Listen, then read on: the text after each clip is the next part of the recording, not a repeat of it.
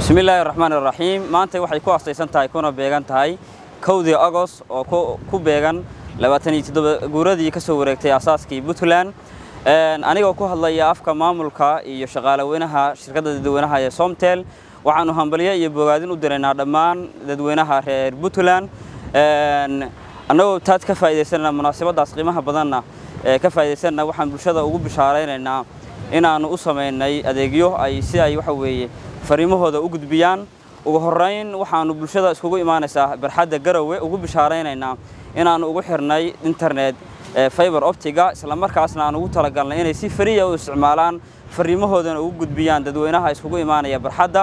waanu internet aan ugu talagalnay hadii ay magaalada Garowe oo dhan iskugu yimaadaan barxadda inuu deeqi karo isla markaasna ay wada isticmaali karaan bulshada waxaan ugu bishaareynaa in barnaamijkaasi si free ay u isticmaalaan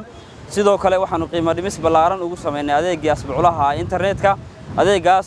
oo ay horey ugu heli jireen 2.5 hadda waxay kaliya ay ku helayaan $2 oo kaliya inta ay socoto munaasabadaasi waxaan kale ugu bishaareynaa bulshada reer Puntland